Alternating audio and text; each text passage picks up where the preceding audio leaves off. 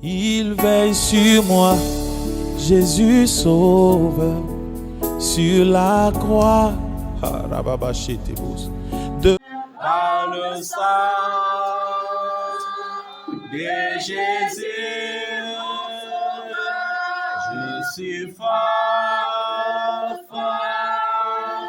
oui, plus que vainqueur. Par le sang de Jésus, mon sauveur. Veux-tu braver la mort et l'enfer? La force est en Christ, la force est en Christ. Jésus d'un mot fait tomber tout effet. La force est dans le sang de Christ. Alléluia. Je suis fort, oui, plus que vainqueur par le sang de Jésus. Je suis fort, oui, plus que vainqueur par le sang de Jésus, mon sauveur.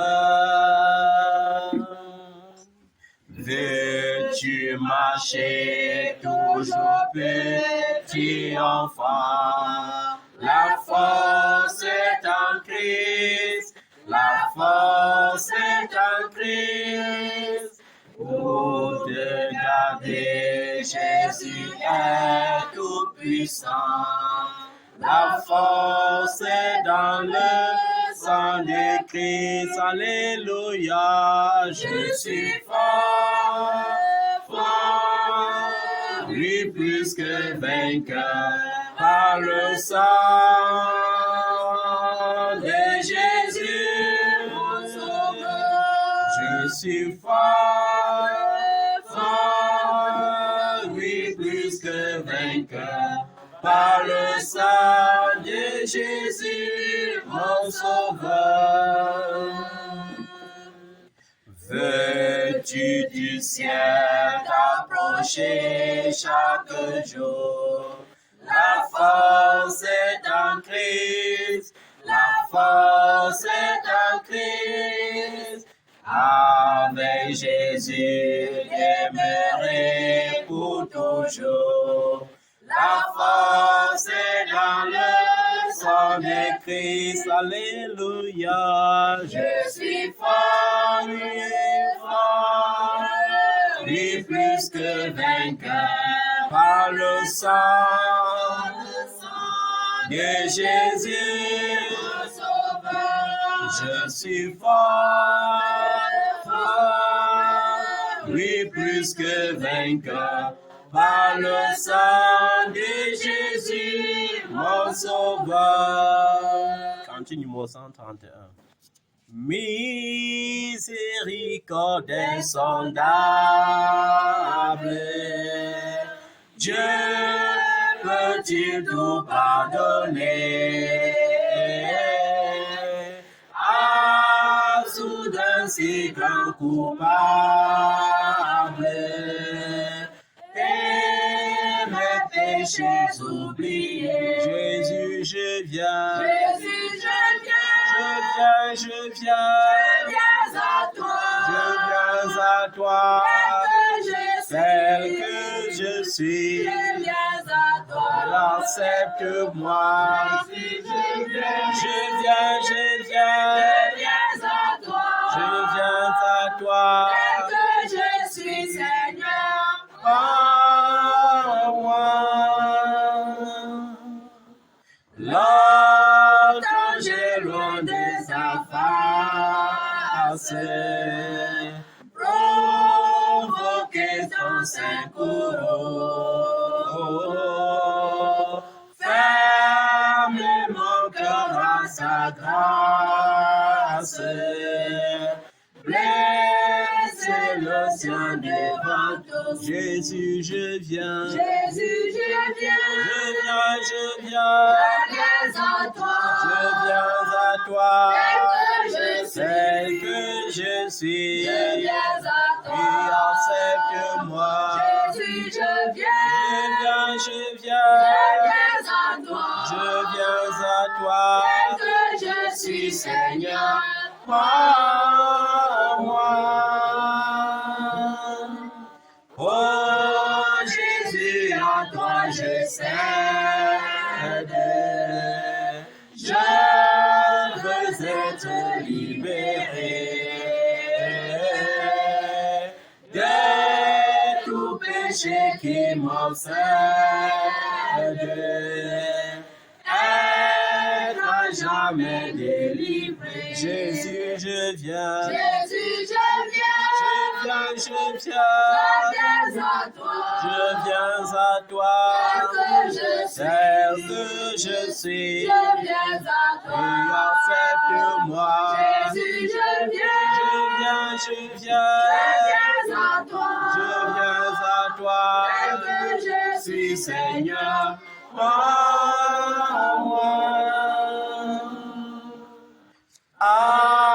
Alléluia, plus de doute.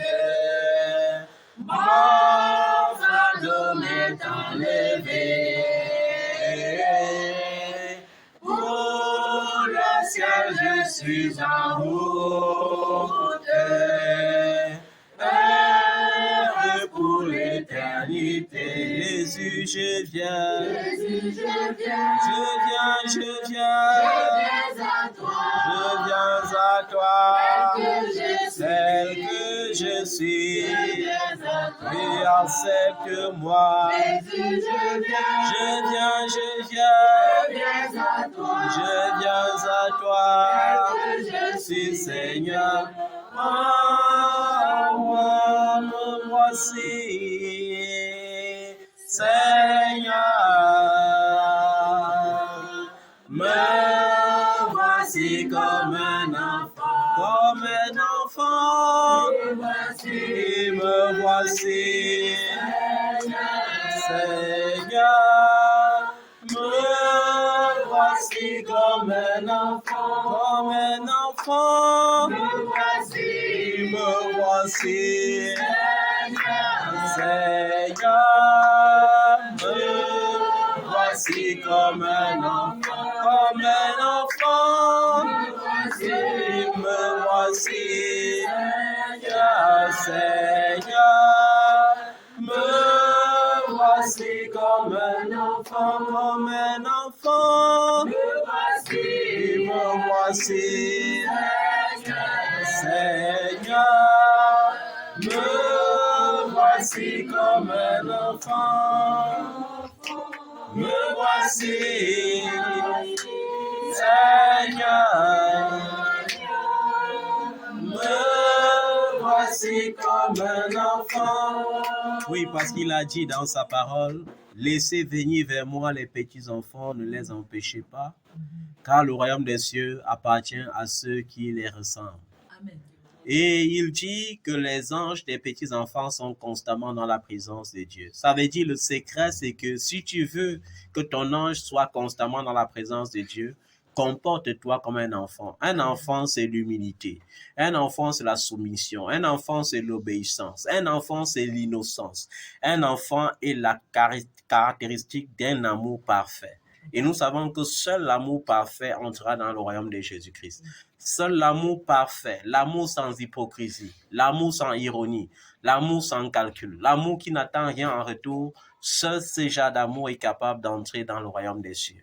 Amen. Amen. Tu vas dire à ton voisin ce matin, chacun a sa propre histoire avec Jésus. Chacun a sa propre histoire avec Jésus. Dis-le, chacun a sa propre histoire avec Jésus. Chacun a sa propre histoire avec Jésus. Nous devons cesser de prier comme des insensés, bien-aimés.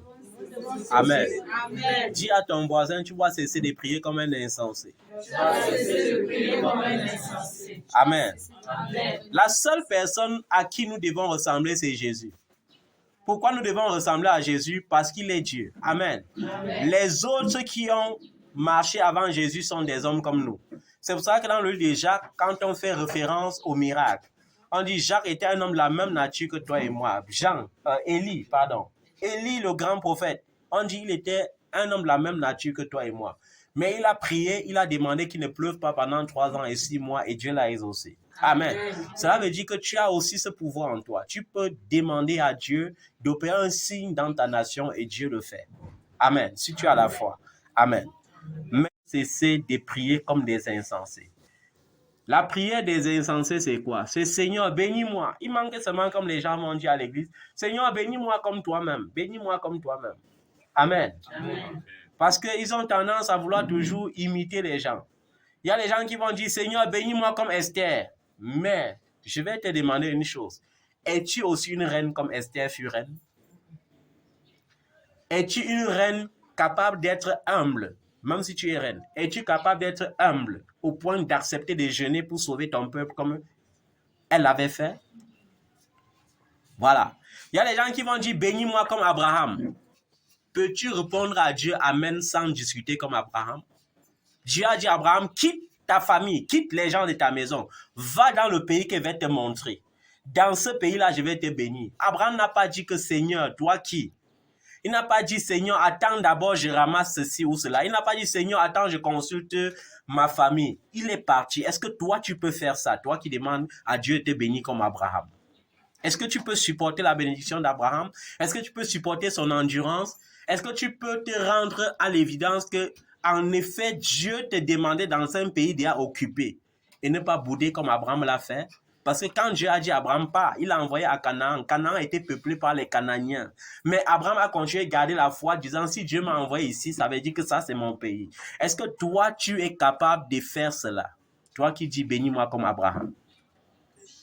Amen. Amen. Est-ce que tu es capable de faire comme Joseph, toi qui dis bénis-moi comme Joseph, qui face à l'élan de la haine familiale, a répondu par un élan d'amour, parce que Joseph était bien aussi capable de reconnaître ses frères depuis le premier jour qu'ils sont venus faire les achats de nourriture en Égypte et de les chasser ou de les emprisonner. Mais il a plutôt pris soin de les remettre leur argent et de leur donner de la nourriture. Est-ce que tu es capable de faire ça? Quand toi, tu as un cœur rempli de rancune, mais tu dis, bénis-moi comme Joseph. Est-ce que tu es capable de faire ce que Joseph a fait? Chacun a sa propre histoire avec Dieu. Chacun a sa propre histoire avec Jésus. Quand Jésus te montre les exemples comme Abraham, Isaac et Jacob, ce n'est pas pour que tu dis, Seigneur, bénis-moi comme Abraham. Non, c'est pour que tu dises, Seigneur, bénis-moi selon le dessein que tu avais prévu pour moi. Amen. Amen. Bénis-moi selon le dessein que tu avais prévu pour moi. Parce que si tu n'apprends pas à demander à Dieu de te bénir selon le plan qu'il avait prévu pour toi, tu vas passer ton temps à vivre la vie des autres sur la terre. Tu n'es pas sur la terre pour copier. Chez Dieu, il n'y a pas de copie. Chez Dieu, il y a les originaux. Amen. Amen. Avec ton mariage, Dieu a préparé un mariage original pour toi. Amen. Amen. Il a préparé un travail original pour toi. Amen. Amen. Il a préparé un voyage original pour toi. Amen. Amen. Certains, pour être bénis, sont obligés d'aller passer par la Libye, traverser le désert avant d'entrer en Europe. D'autres sont capables d'aller traverser par la Grèce, traverser dans la forêt avant d'entrer. Amen. Mais d'autres aussi prennent le visa normal et partent à Simalène, prennent leur avion et y arrivent. Et chacun est béni en sa façon. Amen. Amen. Mais Dieu ne t'a pas prévu, n'a pas prévu pour toi des bénédictions qui se font suivre des chagrins. Dieu n'a pas besoin que pour qu'il te déporte en Europe, il te fait passer par le Tchad ou bien par ceci, il te fait contourner par les mers, par les déserts pour entrer. Amen. Amen. Parfois, c'est à cause de l'esprit de concurrence, l'esprit d'envie, que nous sommes obligés de forcer la main à Dieu. On ne force pas la main à Dieu. Quand ton heure arrive, quand ton temps arrive, tout s'accomplit et seul. Tout s'accomplit et parfaitement. Amen. Amen. Comme cet enfant qui vient me dire, papa, ce mariage doit être grand, mais nous avons encore beaucoup de retard. Et papa dit, tu te souviens d'Élisée, le jour où il a pris 20 pains, il a donné à un de ses serviteurs de nourrir 100 prophètes avec. Et son fils prend les 20 pains et il regarde 100 personnes et dit que, maître, même si on coupe cas des pains là, tous les gens vont manger comment? Et il faut qu'ils mangent et qu'ils se rassasient.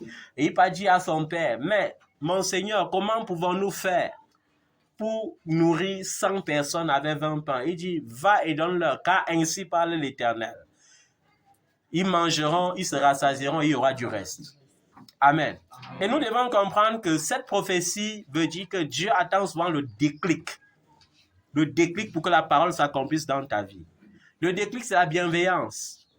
Il y a parfois Dieu voulant te bénir, envoie des anges sans ailes. Un ange sans ailes peut être une femme qui passe à côté de toi avec un bébé qui pleurniche. Il attend seulement de voir comment tu seras bienveillant envers ce bébé ou envers sa maman. C'est pourquoi il y a les jours où je passe, je trouve un bébé inconnu sur le chemin. Même comme en Afrique, tout est devenu tabou. Quand tu veux faire du bien, parfois on se méfie. Je prends quand même le risque. Oh bébé, ça va? Oh, tu ressens la présence de Dieu. Et pour cela, il faut que je te bénisse. Maman, ton fils là, il boit déjà les yaourts, oui. Bon, il faut que je lui donne les yaourts. Parce que je ne dois pas donner le. Je dois donner lait. Parce que j'aspire aux bénédictions. Et non à une seule bénédiction. J'aspire à beaucoup de bénédictions. Pourquoi? Parce que la Bible dit, l'homme ne peut donner que ce qu'il a reçu depuis le ciel. Si je ne reçois pas beaucoup du ciel, comment je vais transmettre dans le monde? Donc parfois c'est ça. C'est que les enfants aujourd'hui sont de moins en moins bienveillants. Les enfants aujourd'hui ont tendance à vouloir imiter tel. Tel a fait comme ça, il faut que je fasse comme ça. Tel a déjà construit la maison avec tel design, il faut que je construise la maison avec tel design. Tel s'habille comme ça, il faut que je m'habille aussi comme ça. Non, chez Dieu, il n'y a pas de copies. Chez Dieu, il y a les originaux. Amen. Amen. Abraham a eu son histoire originale avec Dieu. La vérité, c'est que Dieu ne te bénira pas comme Abraham. Même si tu veux, tu jeûnes, tu pries, tu récites. Seigneur, bénis-moi comme Abraham. Il ne te bénira pas comme Abraham. Parce que la vérité, c'est que tu ne peux pas endurer ce qu'Abraham a enduré. La vérité, c'est que tu ne peux pas prendre le risque de marcher à pied dans le désert pour aller de nation en nation. Parce que tu as confiance en ton Dieu comme Abraham l'avait fait. Amen. Tu ne peux pas dire à Dieu, bénis-moi comme David. Non. Tu ne peux pas. Tu n'as pas le cœur de David. Tu ne peux pas supporter ce que David a supporté. Tu peux jeûner et prier toute une nuit. Sur cette nuit, tu ne dors pas. Tu dis à Dieu, si le sommeil touche ma paupière, tue-moi. Tu peux faire ça. Et tu veux que Dieu te bénisse comme David. David qui lutte avec le sommeil jusqu'à dire à Dieu que si je somnole un peu, tue-moi une fois. Tu peux avoir le courage de faire ça avec Dieu. Tu peux être humble comme David qui était un grand roi, mais qui face à un danger se dépouille de ses vêtements royaux, se couvre de cendres et se couche à même le sol, quittant le lit royal. Tu peux? Non, je ne pense pas que tu peux. Aujourd'hui, nous voulons beaucoup avec Dieu, nous voulons beaucoup chez Dieu, mais quel est le sacrifice que tu fais pour ça? Quel est le sacrifice? Le meilleur sacrifice, c'est ton cœur, la pureté de ton cœur, mais est-ce que tu offres un cœur pur à Dieu? Est-ce que tu offres un cœur pur à Dieu? Comment réponds-tu à l'ardeur de la jalousie familiale? Par des prières violentes qui disent, Seigneur, tue-les. Par des prières violentes, Seigneur, j'envoie le feu. Il y a les enfants qui envoient le feu contre leur propre mère. Il y a les enfants qui envoient le feu contre leur propre père. Il faut faire attention lorsque la prophétie sort et détecte ta mère comme étant la sorcière responsable de bloquer ta vie. Si tu ne fais pas attention, tu vas aller tout droit en enfer. Il y a beaucoup d'enfants qui sont à l'église, qui courent, mais qui vont finir en enfer. Sûrement en enfer. Pourquoi? Parce qu'ils prient contre la loi de Dieu. Ils prient contre les principes de Dieu, sans même savoir. Ils sont activés par leur daddy qui les pousse à faire des prières abominables. La prière abominable, c'est quoi? C'est que Dieu me dit dans sa parole, honore ton père et ta mère. Ça veut dire que ma mère soit sorcière ou pas, je me dois de l'honorer. Vérité. Amen. Amen. Que ma mère ait pris soin de moi ou pas, Dieu me demande de l'honorer. Mon devoir, c'est de l'honorer. On n'a pas dit de l'aimer. On a dit honorer. Amen. Il y a des gens qui souffrent dans cette vie tout simplement parce qu'ils partent dans la Bible, ils remplacent les mots par leurs propres mots. Amen. Comme une femme au foyer, Dieu lui dit, sois soumis à ton mari. Elle devient obsédée parce qu'elle aime trop son mari. Et l'obsession te met dans un devoir terrible. Hein? L'obsession te met dans un devoir terrible. À chaque moment, tu vois les fantômes partout. Quand tu appelles ton mari, il ne prend pas le téléphone, ça fait un film dans ta tête, il est avec les autres femmes dehors. Et tu es en train de pécher. Parce que l'amour ne soupçonne pas le mal en fait. Amen. La seule personne que nous devons imiter, c'est Jésus. Jésus, c'est l'amour. La Bible dit Dieu est amour. L'amour couvre une multitude de fautes. L'amour est le lien de la perfection. Donc, si tu veux être parfait, pratique l'amour. Amen. La seule chose qui peut rendre un homme sur cette terre parfait, c'est l'amour. L'amour ne juge pas. L'amour ne critique pas. L'amour ne soupçonne pas le mal. L'amour ne se réjouit pas du malheur qui arrive à l'ennemi. L'amour se réjouit de la vérité et de la justice. Amen. Amen. Nous devons faire attention. chacun a sa propre histoire avec Jésus. Amen. La semaine dernière, par la grâce de Dieu, nous avons fait un culte. Ce culte était tellement bénissant. Il y a les cultes quand tu fais. Parfois, tu te lèves comme ça, tu dis, mais Seigneur, qu'est-ce qui me prend aujourd'hui? Mais je dis toujours aux gens, si nos cultes étaient préparés, et écrits, comme dans les autres ministères, on aurait prêché la même chose. Mais pour moi, il est impossible de prêcher la même chose. Je sais que chaque mois, j'ai 4 prédications différentes que je vais faire pendant les 4 dimanches. Amen. Parce qu'il est impossible pour moi de prêcher la même chose. Même si je veux faire l'effort, ça ne donnera jamais la même chose. Parce que j'ai appris à recevoir du Père et à transmettre au peuple directement. Amen. Mais une chose est sûre, c'était un culte très bénissant. Et Dieu ne voulait pas partager sa gloire dans ce culte. C'est pourquoi j'ai même tout fait ce jour-là pour enregistrer le culte. Dieu m'a dit, tu ne peux pas enregistrer déjà des cultes ici. Il y avait les enfants qui attendaient le culte ce dimanche-là. Je suis allé comme ça pour publier le culte. Je me rends compte que le culte est sans son. J'ai dit, mais Seigneur, est-ce que c'est quoi? Il me dit, reste tranquille. La dimension là, tu ne peux pas encore publier. Amen. Amen. Et je dis, nous devons prêcher la vérité et être l'exemple de la vérité. Même si tu vas finir seul.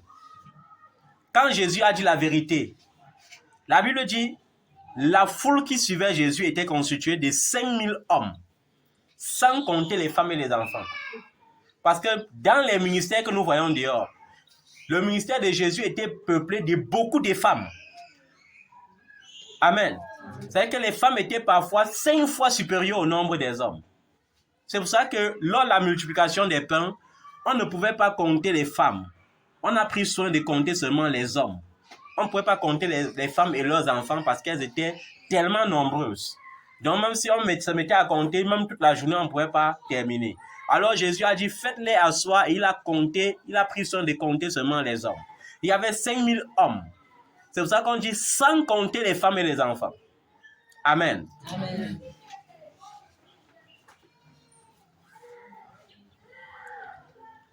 Mais le problème n'est pas la foule.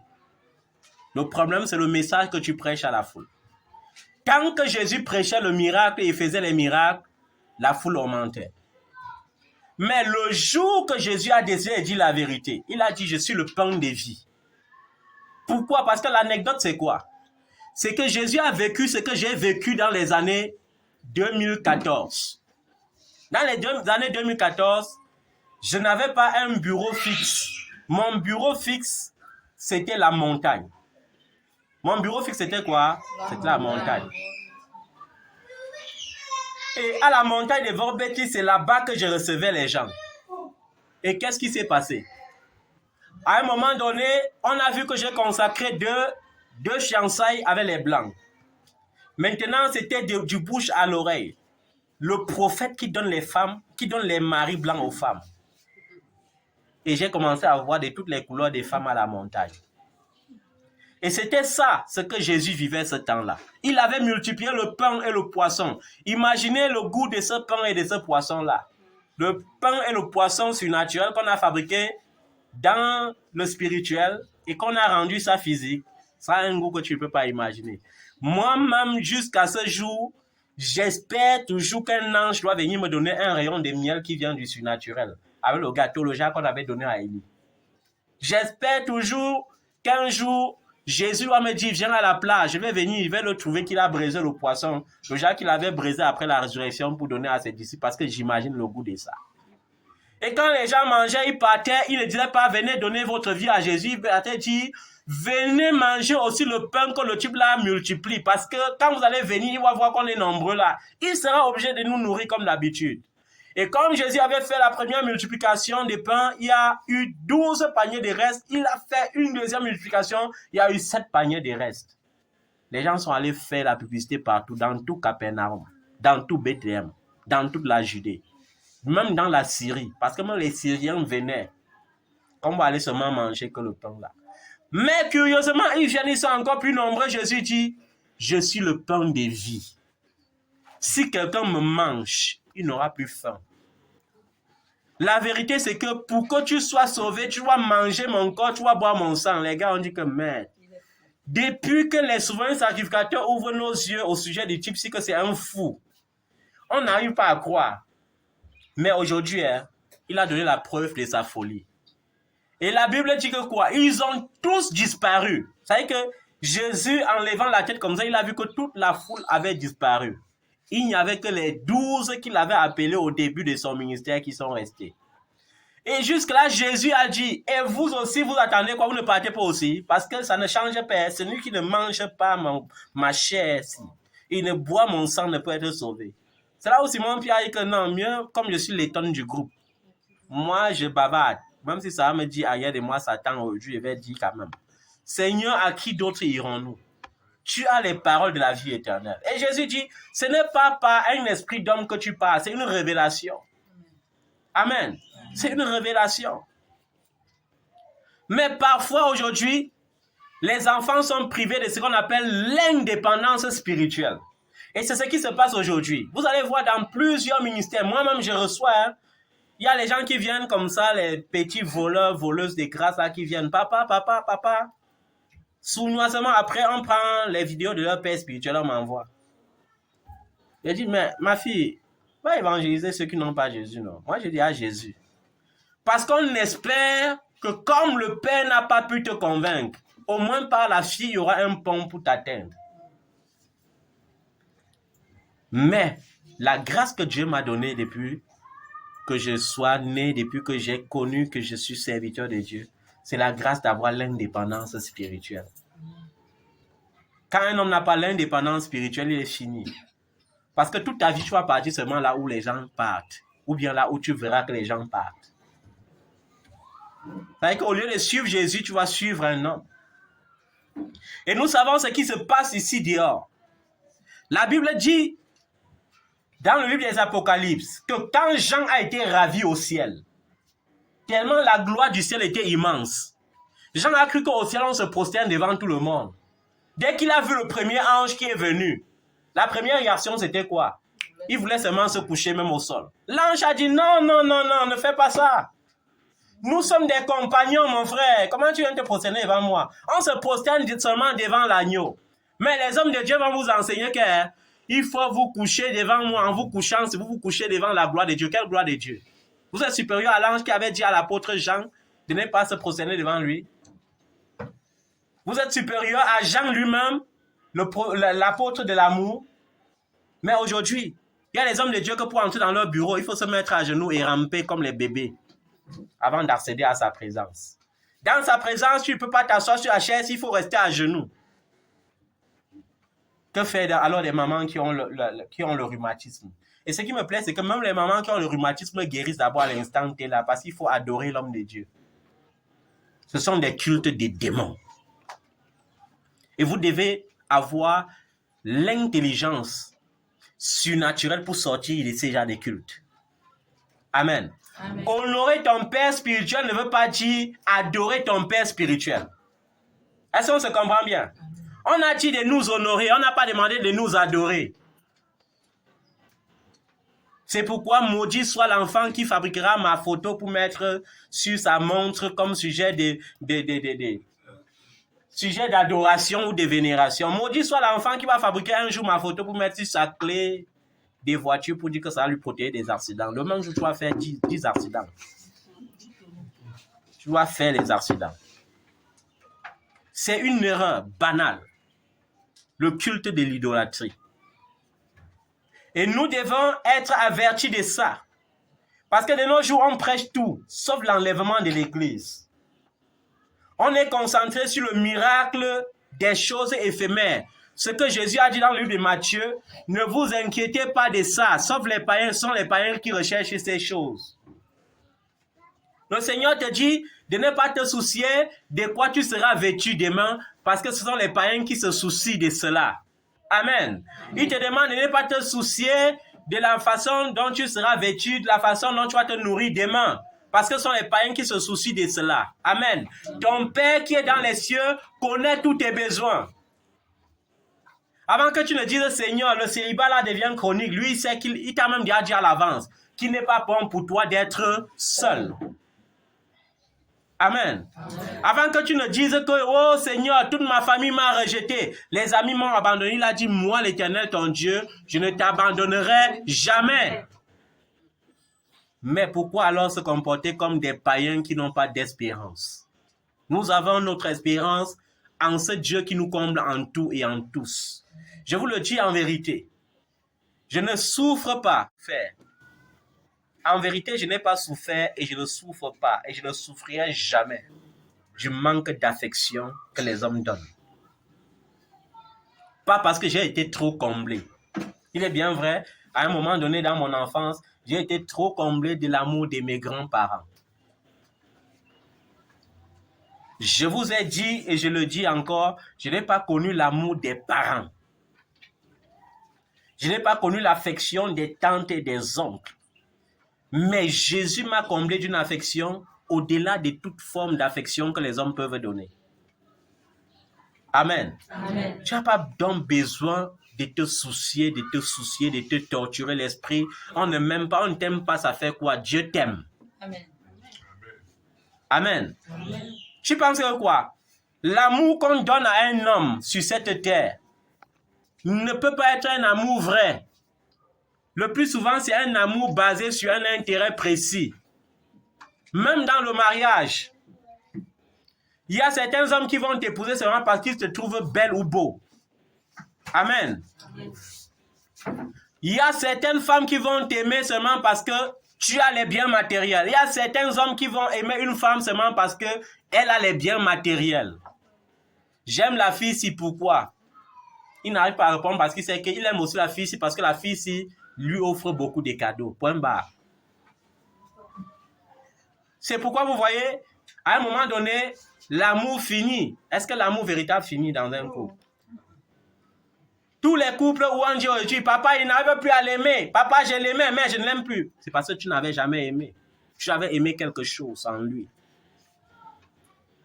Parce que quand tu as aimé, tu vas toujours aimer. C'est pourquoi la Bible dit dans le livre des Proverbes que quoi?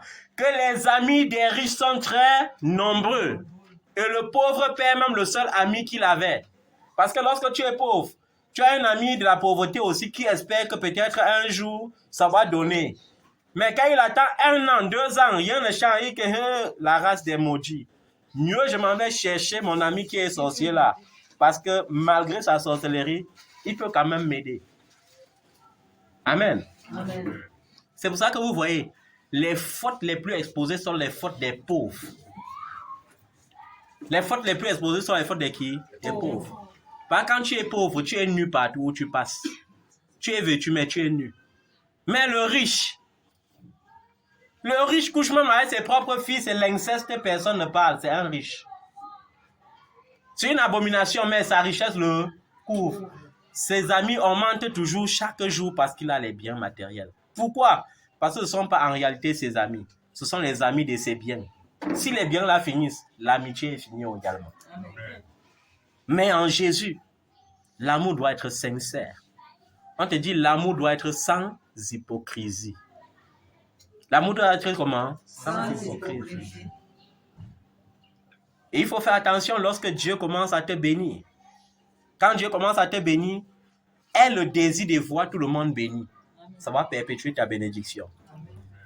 Mais si tu es béni, tu veux être tout supérieur, oh, tu vas voir ce qui va se passer. Dieu va te prendre en haut et mettre en bas et prendre quelqu'un d'autre en bas et mettre à ta place. Est-ce qu'on se comprend bien? Nous devons faire attention. Nous devons faire comment? Attention. La semaine dernière, nous étions en train de dire que nous devons avertir ceux qui vivent dans le désordre. Il y avait les versets bibliques. Il y avait 1 Thessaloniciens chapitre 5 verset 14. Il y avait 2 Timothée 3 verset 16. Il y avait 2 Timothée 4 verset 2 à 3. Il y avait Romains 5 le verset 20. Il y avait 1 Corinthiens chapitre 10 le verset 23. Il y avait 1 Corinthiens chapitre 6 le verset 12. Amen. Amen. Est-ce qu'on peut lire 1 Thessaloniciens 5 verset 14? Rapidement, s'il vous plaît. On fait juste un fil-barre sur le message des dimanches derniers pour édifier plusieurs.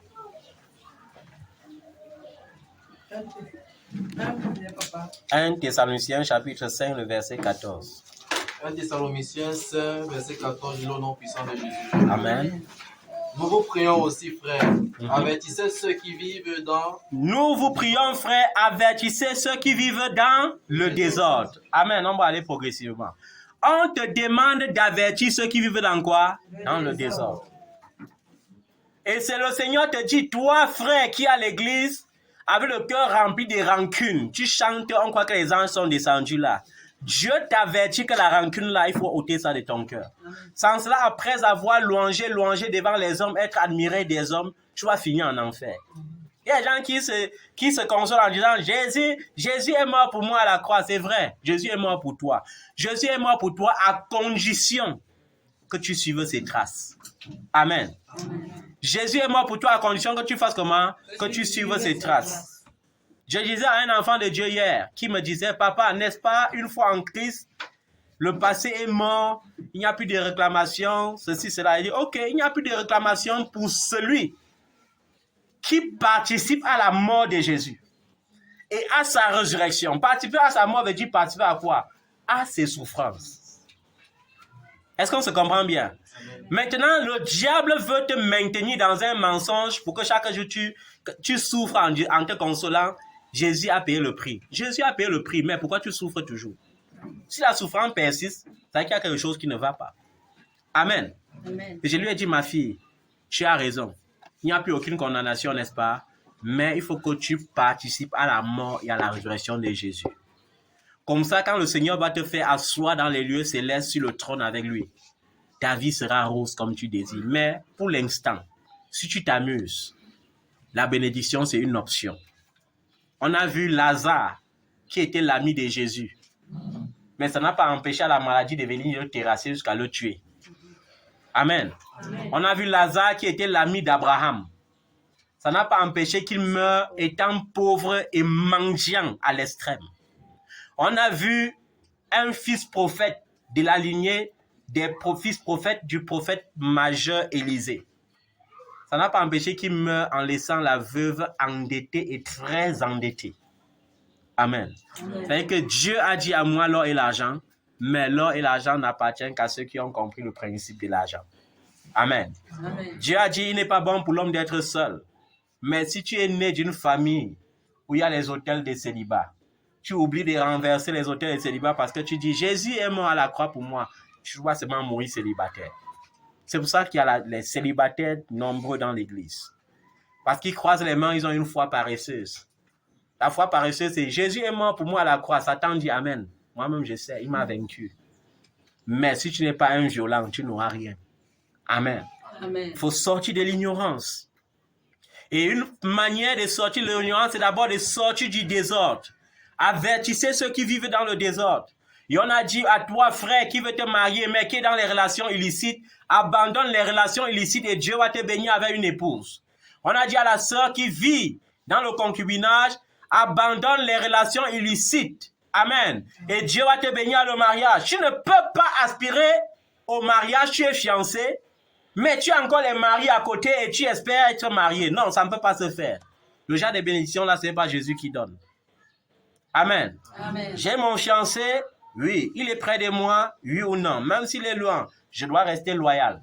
Parce que mon corps n'est pas le temple de l'impudicité. Mon corps est le temple de Dieu.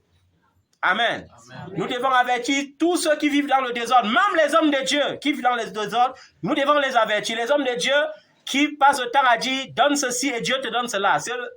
Ce n'est écrit nulle part.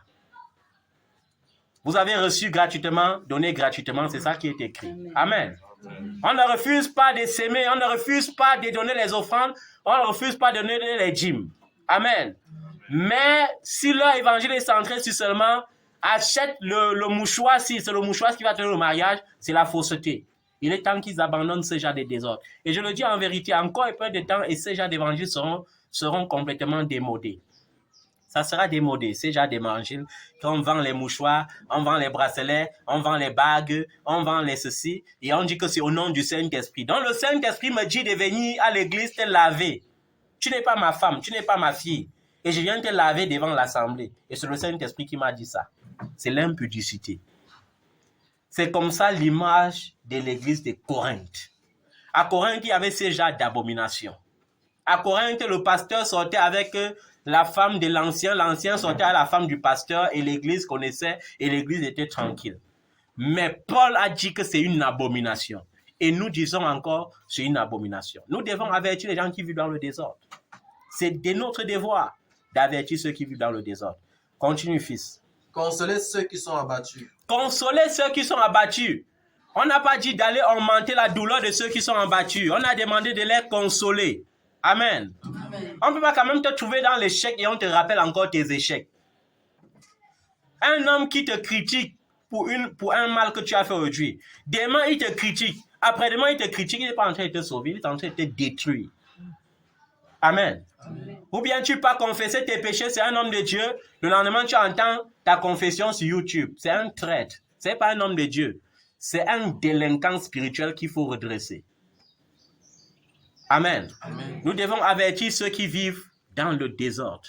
Bien-aimés, la Bible dit Dieu est un Dieu d'ordre. Dieu n'est pas un Dieu de désordre. C'est-à-dire que même la maison de Dieu est structurée. Amen. Amen. Dieu, par exemple, a donné 5 ministères comme fondement de l'Église. Il a donné le fondement des apôtres, les prophètes, amen, les évangélistes, les docteurs et les pasteurs. 5 ministères. Aujourd'hui, il y a les noms qui sortent de partout. Les surintendants, les généraux, ils ont tellement de noms qui m'embrouillent même. Et le désordre même encore, c'est que certains veulent être prophètes, docteurs et tout ça seul. Dieu n'a pas prévu ça. C'est un désordre. Ça épate les hommes, mais ça épate les hommes que je peux dire des hommes feignants. Vous savez, on dit l'homme spirituel juge de tout et n'est lui-même jugé par personne. Amen. Mais on dit que les choses spirituelles sont une folie pour l'homme animal. C'est-à-dire qu'un homme animal, on le compare à quoi? Un homme sans Christ, un homme sans esprit, pas sans Christ. On peut être en Christ et ne pas avoir l'esprit de Dieu. Un homme sans esprit est comparé à l'animal. Amen. Comparé à quoi? L'animal. C'est pour ça qu'un frère vient, il me dit, papa, j'ai trouvé ma fiancée. Elle n'a pas encore cru, mais elle part quand même à l'église. Elle dit que, bienvenue en enfer, mon fils. Elle va te montrer l'enfer. Elle va te montrer quoi? L'enfer. Parce que l'homme animal, un chien, même ton propre chien peut te mordre. Le jour où tu oublies de le nourrir, il va te mordre. C'est pour ça que vous voyez aujourd'hui, dans certains foyers, l'homme aujourd'hui, il est gentil, il vient te combler avec beaucoup de cadeaux. Le lendemain, il vient te combler avec les coups de poing. Le même homme qui te donnait les cadeaux aujourd'hui, le lendemain, ce sont les coups de poing. Vous allez voir les femmes qui vous accueillent aujourd'hui avec beaucoup de mots doux, avec des paroles douces. Le lendemain, ce sont des paroles remplies d'épée. On te poignarde à gauche et à droite. Or, la Bible dit, il vaut mieux pour un homme de vivre seul dans un coin désert que de vivre avec une femme querelleuse. La vie en Christ, c'est aussi une formation. Pendant que vous êtes encore mes enfants jolis, belles comme ça, mon désir, c'est que vous ayez des bons époux. Amen. Amen. Mais avant, mon devoir, c'est de vous apprendre que vous devez être des femmes vertueuses et soumises. Parce que la grâce est vaine. Amen. La beauté est trompeuse. Il n'y a que la femme qui craint l'Éternel qui sera couronnée ou glorifiée. Amen. La crainte de l'Éternel, tu vas t'attacher à cela. Tu vas éviter le désordre. Nous sommes dans une génération où la jeunesse se corrompt. Nous sommes dans une génération où la jeunesse vit dans l'imitation et l'imitation. Amen. Je vis en fonction de mes camarades de classe. Je vis en fonction de mes camarades du quartier. Non, ça va être ta portion. Je vis en fonction de la parole de Dieu. Même si on te critique. Amen. Moi particulièrement, je partage la parole de Dieu à près de 1000 personnes chaque jour. Et ce n'est pas le partager quand tu transférer. C'est du copier-coller pour que tu sentes que c'est l'original. Dans ces 1000 personnes, je peux recevoir les critiques de 100 personnes. Amen. Et je peux recevoir l'amen de 900 personnes. Mais mon devoir en tant qu'un homme de Dieu, c'est de manifester la douceur envers ceux qui veulent rejeter la parole. De leur prouver que ce n'est pas ma parole, c'est la parole de Dieu et ça contient la vie. Amen. Amen. Parmi ces 900 personnes qui répondent Amen, il y a 700 personnes qui parfois vivent exactement le reflet de la parole qu'ils ont reçue le jour-là. Et ça vient sauver leur vie. Ça, c'est ce que je partage particulièrement. Maintenant, il y a aussi les enfants qui prennent et qui partagent. Amen. Amen. C'est pourquoi il est toujours important de partager toute parole que tu trouves comment utile. Amen. Toute parole qui peut faire comment? Qui peut donner un plus dans la vie de quelqu'un. Parfois, il faut seulement un déclic. Comme on dit souvent, un vrai tricheur n'est pas celui qui est copiste. Un vrai tricheur, c'est un intelligent qui a oublié un mot et qui veut seulement se souvenir de ce mot. Parfois, il jette un coup d'œil. Et comme Dieu est de son côté, il voit juste le mot qu'il cherchait et ça réveille tout son coup dans sa tête. Voilà un vrai tricheur. Mais les mauvais tricheurs, c'est ceux qui copient mot par mot. J'avais un tricheur comme ça dans les années 96, mon voisin des bancs. Et il avait une belle main d'écriture par rapport à ma main d'écriture. Le gars copie mon devoir. J'ai 18, il a 18 et demi. Parfois, il a 19 parce qu'on a donné un point de plus pour présentation. Pourtant, c'est intégralement mon devoir. Un jour, qu'est-ce que j'ai fait? Un jour, j'ai dit que comme les mauvais tricheurs sont les totaux, je vais te piéger. J'ai pris ma feuille, j'ai mis question numéro 1, je réponds à le numéro 2. Question numéro 2, je réponds à le numéro 1. Ça, c'est mon brouillon. Question numéro 3, je réponds avec le 4. Question numéro 4, je réponds avec le 3. Le gars a copié exactement ce que j'ai mis sur mon brouillon. Et sur ma feuille, maintenant, je suis allé, question numéro 1, je mets exactement dans l'ordre. Et c'était pour éveiller le professeur. Et comme le professeur, il aimait toujours donner les feuilles en commençant par les sous-moyennes pour arriver sur les bonnes moyennes. Le gars avait eu 1,5 et le dernier avait eu 3. Maintenant, le professeur, pour mieux l'instruire, avait commencé par 3. Et on lit 3, on lit 4, 4,5.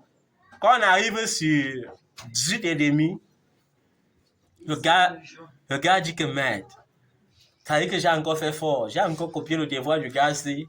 Cette fois-ci, il n'y a eu que 20 ou quoi. Maintenant, quand on dit 19, je me lève, je m'en vais, je prends ma feuille. Je rentre tout content, mais un peu quand même pincé dans le cœur que mais le gars, s'il a encore copié mon devoir, comment? Et le professeur dit, et il y a un toto ici, un mauvais tricheur. Et vous savez, c'est aussi ça le péché. On dit qu'il y a certains péchés que quand tu vois dans la vie d'un enfant, pousse-le à avoir honte à cause de ce péché. Ça, c'était une stratégie de Paul. Il dit, tu le pousses à avoir honte, parce que la honte, normalement, pour un enfant qui a réellement cru, doit le pousser à une repentance sincère. Mais à un enfant rebelle, tu fais honte et il fuit. Il y a des enfants à qui il fait honte, le lendemain, il me dit plus bonjour. Mais un enfant qui sait ce que c'est que Dieu, lorsque tu lui fais avoir honte à cause d'un péché, il éprouve la repentance sincère. Dès qu'il a honte.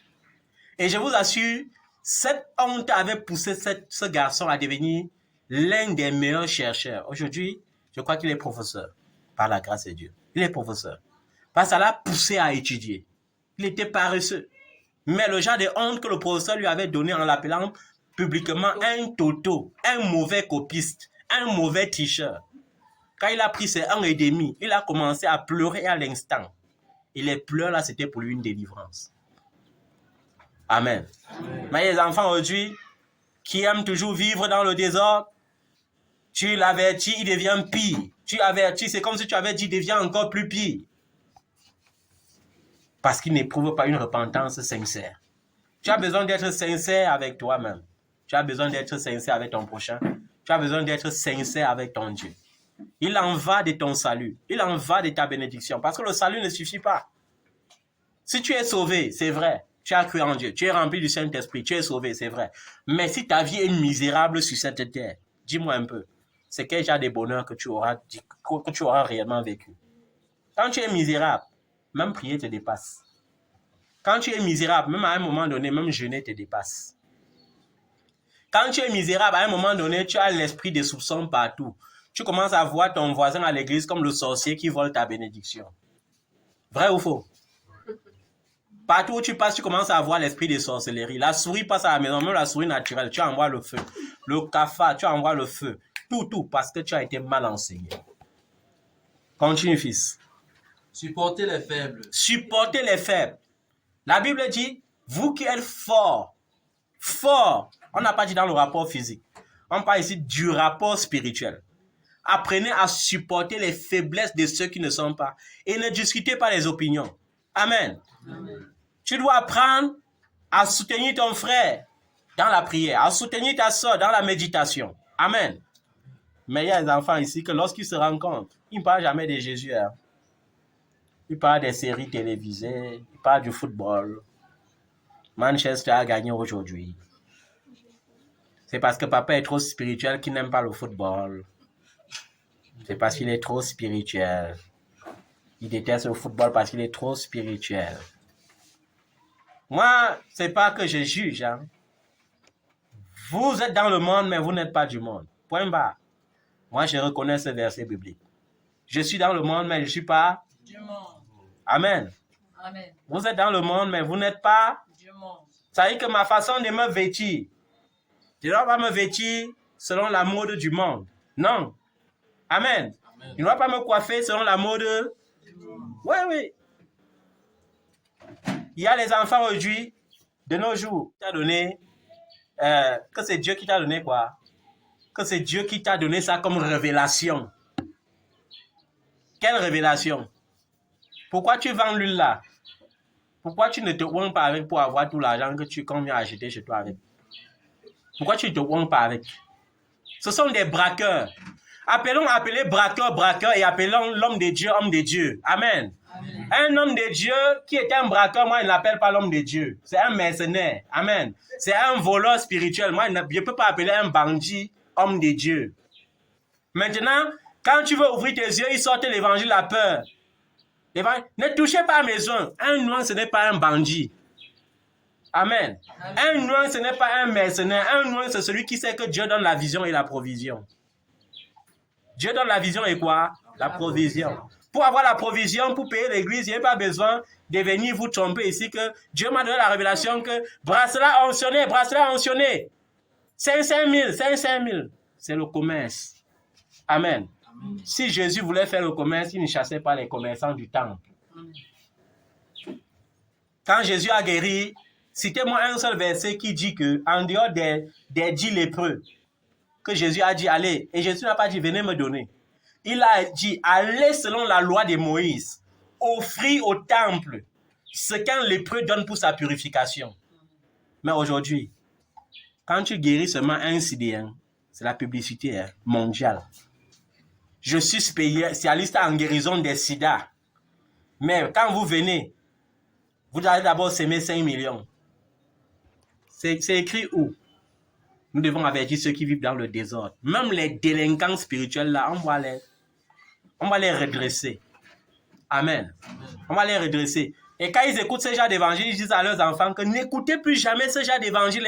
Ce sont les gens qui jugent. Ce sont les gens qui font comment? Qui jugent. On va juger. Amen. On va juger. Continue, fils. Usez de patience envers tous. Usez de patience envers tous. Ouais, les enfants. C'est pour ça que parfois, il y a certains qui viennent comme ça, ils me mentent. Mais ce n'est pas pour vous encourager, continuer à me mentir. Le mensonge, moi, je déteste ça. Tu me mens, je suis patient. Tu mens, je suis patient. Tu mens, je suis patient. Un jour, tu vas venir comme ça, là, tu vas récolter le salaire du mensonge. La patience ne veut pas dire la faiblesse. La patience ne veut pas dire l'aveuglement.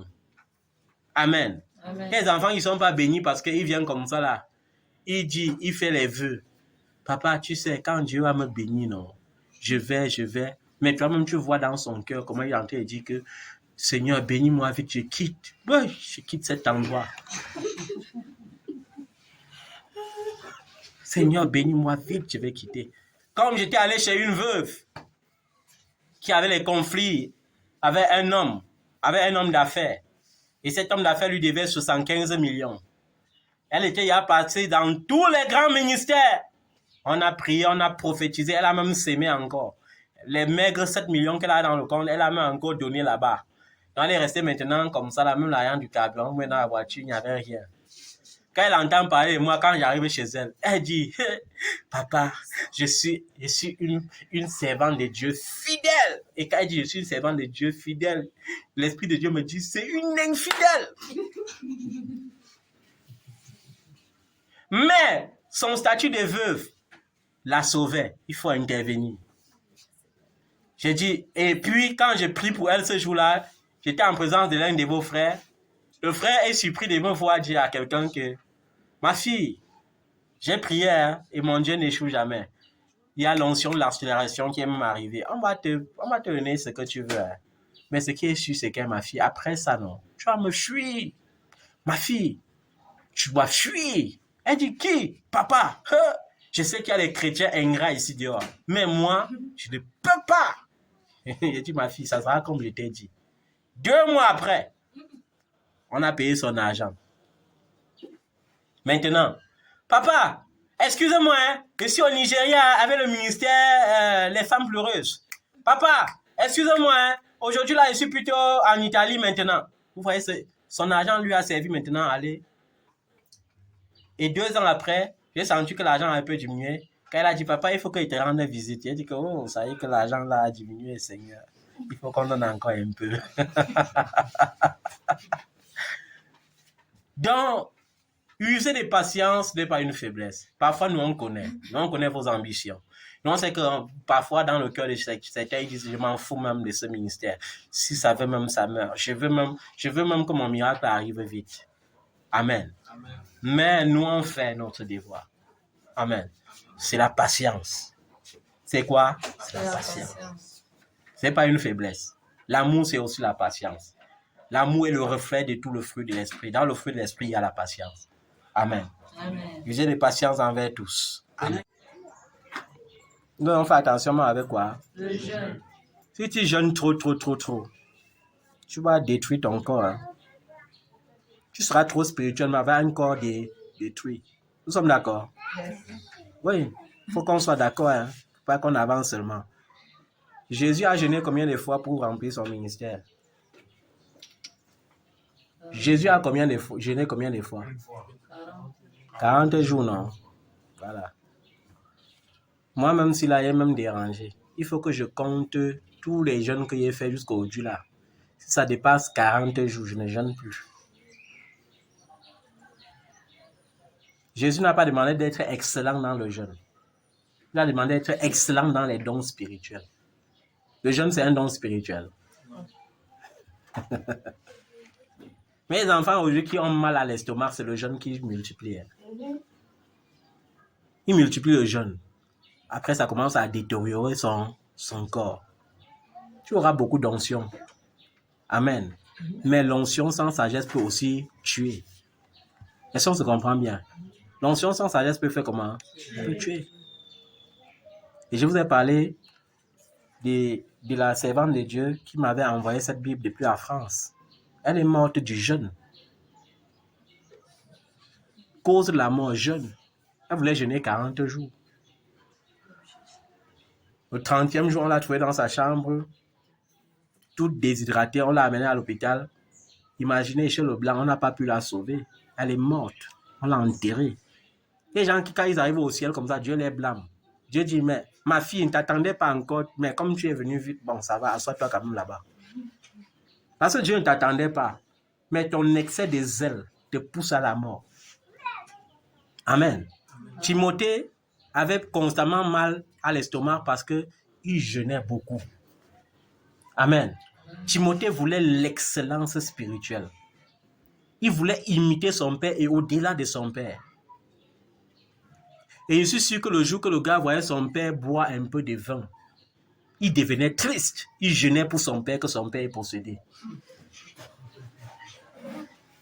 Amen. Amen. Mais un jour, son père lui dit que, mais mon fils, tu as tout mal à l'estomac comme ça. Pour ton problème d'indisposition gastrique, là, je te conseille de boire un peu de vin. Je suis sûr que le jour-là, Timothée a dit que ça, c'est le Terminator. s'il manquait un peu, ils disent à son père, arrière de moi, Satan. Vous savez qu'il y a des enfants comme ça, non?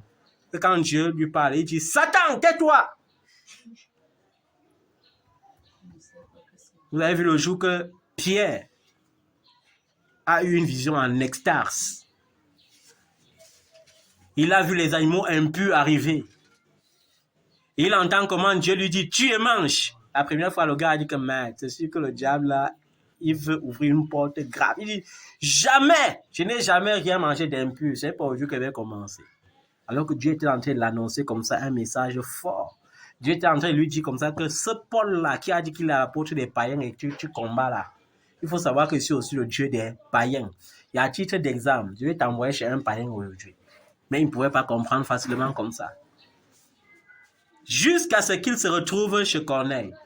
Et qu'il voit Corneille en train de parler en langue, comme eux-mêmes ils avaient parlé en langue le jour qu'ils avaient reçu le Saint-Esprit. C'est ce jour qu'il a dit que, mec, donc même les païens peuvent recevoir le Saint-Esprit comme ça. Amen. Amen. Tout est permis, mais tout n'édifie pas. Tout n'édifie pas. On n'est pas en train de dire comme certains hommes de Dieu passent par ce verset pour utiliser la biéramycine ou bien pour utiliser l'alcool dans les ministères que vous devez prêcher aux gens de boire de l'alcool. Moi, il te prêche d'énuiser des vins que si tu vois que c'est vraiment thérapeute. On ne boit pas par plaisir.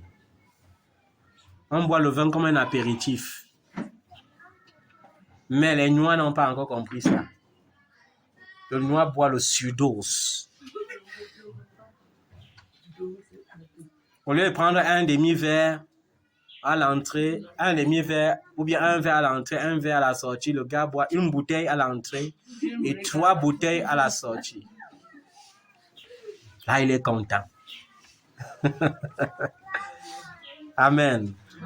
Tu vas te mettre sur tes pieds. Nous allons rendre grâce à Dieu.